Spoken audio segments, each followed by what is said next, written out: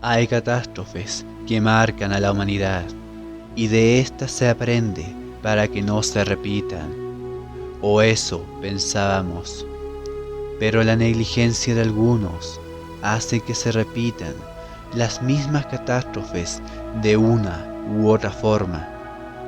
Caso el Chernobyl mexicano. Todo comenzó de repente cuando un día cualquiera, un 16 de enero de 1984, en el Laboratorio Nacional de Los Álamos, Nuevo México, Estados Unidos, en el que por cierto fue en donde se construyó la primera bomba atómica, de repente y sin aviso, los detectores de radiación subieron a unos niveles alarmantes. Todo el personal se puso en alerta, pero tan rápido como comenzó, fue como terminó. Los científicos, preocupados y desconcertados por lo que acababa de ocurrir, no perdieron el tiempo, dejaron de hacer sus actividades habituales para concentrarse en encontrar la causa de por qué las alarmas se habían activado de repente. Fue gracias a las cámaras de seguridad que pudieron determinar el origen de esta repentina radiación, que fue causada por una camioneta que pasaba cerca del lugar, que extrañamente estaba contaminada por algún tipo de radiación. Las autoridades, al detener al conductor y a la camioneta, descubrieron que éstas pertenecían a la empresa Ashisa, que se encargaba de vender materiales de acero y que provenía del país de México. Al investigar más a fondo, descubrieron que no era la camioneta en sí misma la que emitía la radiación, sino lo que transportaba, materiales de acero que se utilizaban en las construcciones, estaban contaminadas con cobalto 60. El cobalto 60 es un isótopo radiactivo que es especialmente tóxico para los seres humanos.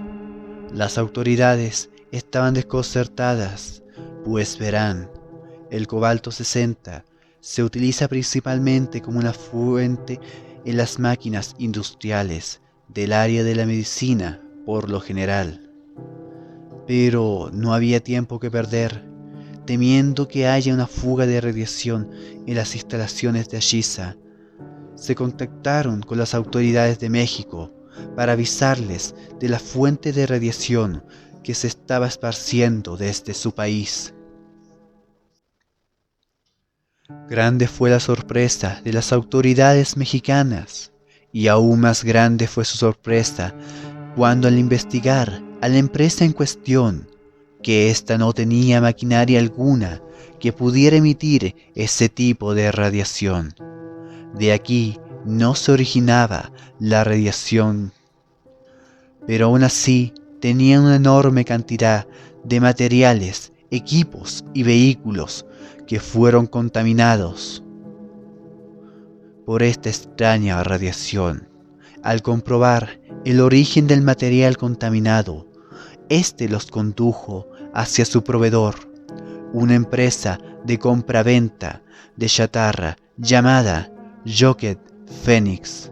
Es aquí en donde los niveles de radiación aumentaron enormemente, pero nuevamente este no era el origen de la radiación. A pesar de que se encontraron radiación en materiales y maquinarias en mucha mayor concentración que en Ashisa, estas no eran la fuente, sino que fueron contaminadas por el mismo material radioactivo. Al rastrear a los proveedores de esta empresa, se encontraron a uno muy particular.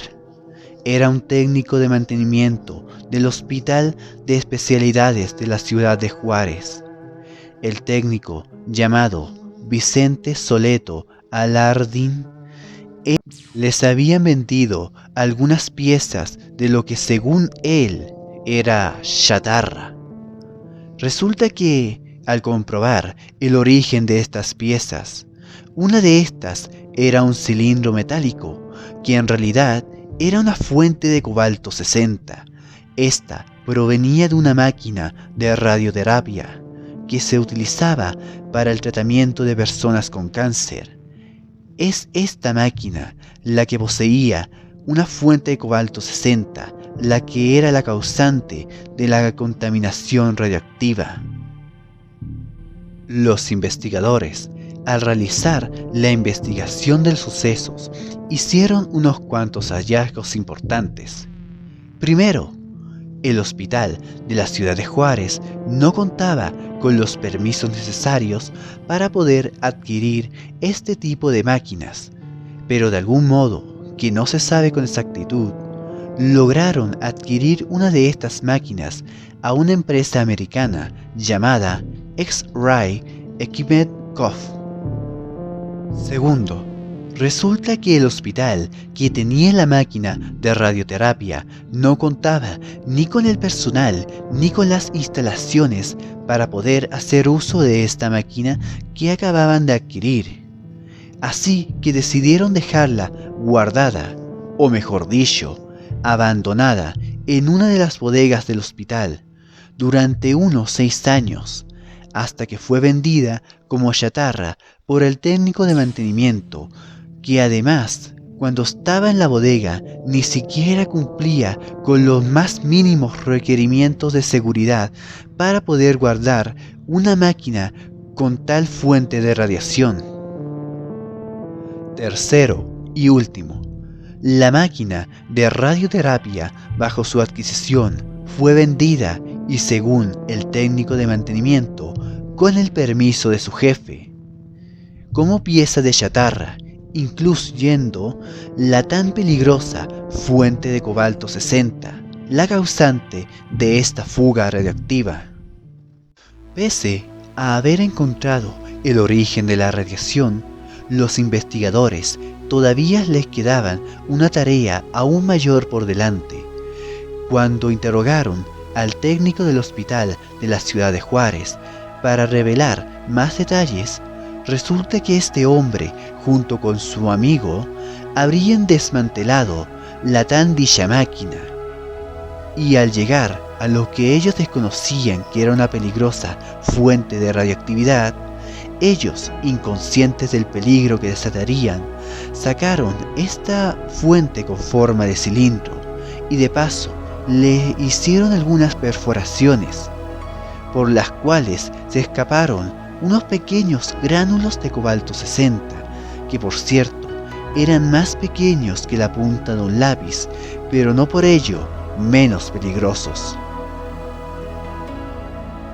Los investigadores sabían bien la ardua tarea que les avecinaba, pues ahora ya no solo tenían que preocuparse por encontrar los materiales de construcción contaminados, sino que ahora se les sumaba la búsqueda de pequeños pero tóxicos gránulos de cobalto 60 que fueron esparcidos sin saber por la camioneta con la que había sido transportada, que se encontraban dispersas en las calles y algunas carreteras de la ciudad de Juárez. Varillas de construcción, bases metálicas, gránulos más pequeños que la punta de un lápiz y una camioneta eran los materiales contaminados que aún quedaban por encontrar, tanto en la ciudad de Juárez como en las 32 regiones del país de México y algunas ciudades fronterizas de Estados Unidos.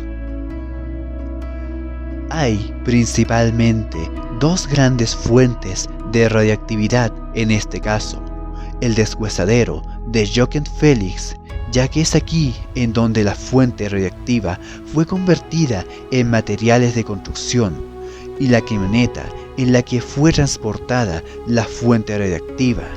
Esto debido a que se había una gran cantidad de gránulos de cobalto 60 que pudieron quedar de cuando se movió la fuente. Esta fue encontrada en la calle de Aldama, en la ciudad de Juárez, literalmente al frente de donde vivía el técnico del hospital, Esta estuvo estacionada allí alrededor de 40 días en una zona bastante poblada, antes que se descubriera todo lo de la radiación. Algo preocupante durante esta investigación es que a los vecinos y pobladores de la ciudad en que estaba la camioneta nunca se les avisó acerca del peligro al que estaban expuestos. Solamente tomaron la camioneta y se fueron sin decir nada a los pobladores. En total, habían unas 6.600 toneladas de varillas de construcción y 3.000 bases metálicas contaminadas. Se inspeccionaron 17.600 construcciones, de las cuales 814 se tuvieron que demoler. Varias calles e incluso carreteras tuvieron que ser reconstruidas. Por lo menos 17 de los 32 estados del país de México y algunas ciudades en Estados Unidos se vieron comprometidos en algún grado por la contaminación de los materiales utilizados en las construcciones. Pese a haber encontrado el material contaminado y asegurado las principales zonas de mayor peligro, aún quedaba un problema por resolver, en donde se podría deshacer de los materiales radiactivos. El asunto es preocupante, ya que para deshacerse de este material se deben de cumplir con ciertas condiciones. Primero, se debe de estar en una zona lo suficientemente alejada de las demás zonas urbanas. Segundo, debe de estar lo más seca posible, de preferencia en la que no llueva o llueva realmente poco. Tercero, debe de estar lejos de toda fuente de agua, como ríos o lagos. Cuarto y último, debe de estar en una zona donde el riesgo ambiental sea el más mínimo posible. Pese a la importancia del problema, las autoridades les tomó alrededor de un año el poder tener un lugar adecuado para contener todo el material contaminado. Esto es debido a que los distintos dirigentes hacían todo lo posible para que los residuos contaminados tuviesen lo más lejos de sus regiones. Esto hizo que los materiales contaminados tuvieran que ser cambiados de lugar cada cierto tiempo, ya que no se contaba con una instalación lo suficientemente preparada para guardarlos por grandes lapsos de tiempo. Al final, fue en un paraje desértico del sur de la ciudad de Juárez, llamado La Pedrera, escogida como el sitio final al cual dejar los residuos radiactivos, y después de lo ocurrido fue renombrado como el cementerio. Hay tantas cosas que salieron mal, y si se hubieran cumplido con los mínimos seguimientos de seguridad, este incidente pudo haberse evitado tan fácilmente.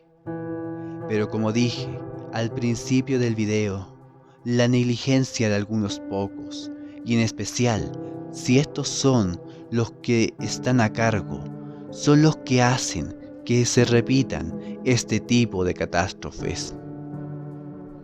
Ya siquiera el hecho de que un hospital haya adquirido una maquinaria con la que no contaba con los permisos para adquirirla y que ni siquiera pudiera utilizarla, para simplemente dejarla tirada como si nada durante años en una bodega para olvidarse de su existencia, es increíble, pero en el mal sentido.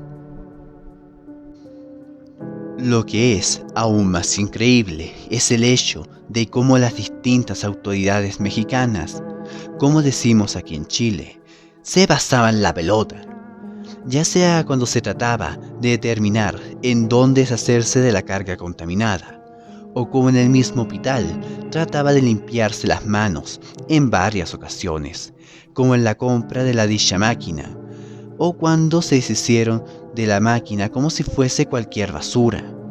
E incluso en un momento trataron de echarle la culpa al pobre técnico, alegando que él la había robado de las instalaciones del hospital. Afirmaciones que contradecían lo dicho por el técnico y por los investigadores, ya que él afirmaba que incluso le había pedido permiso a sus jefes para poder deshacerse de esta máquina.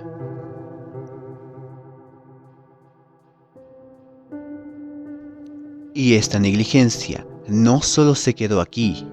Incluso de haber asegurado el material radiactivo en el cementerio, las autoridades mexicanas no estaban preparadas para poder suministrar los cuidados necesarios a los afectados del incidente, ya que con el pasar del tiempo, las autoridades sanitarias se vieron simplemente sobrepasadas.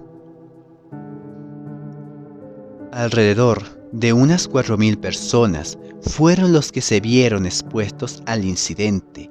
Ya no solo me refiero a los pobladores que tuvieron cerca de uno de los mayores puntos de contaminación, que era la camioneta.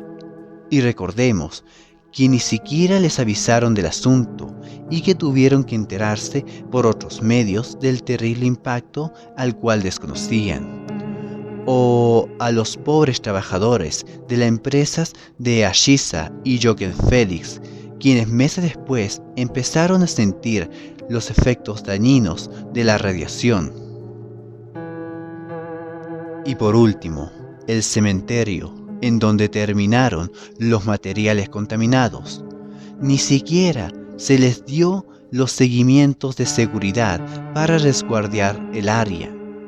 A pesar de que era seguro, las autoridades lo dejaron sin resguardo, como si no hubiesen aprendido nada del incidente, ya que el cementerio terminó siendo un lugar de visita para algunos inconscientes que no entienden el peligro que yace sepultado bajo el cemento. He aquí como llegamos al final de este caso. Les agradezco por ver el video. Si te ha gustado, no olvides dejar tu like y compartirlo con más personas si así lo deseas.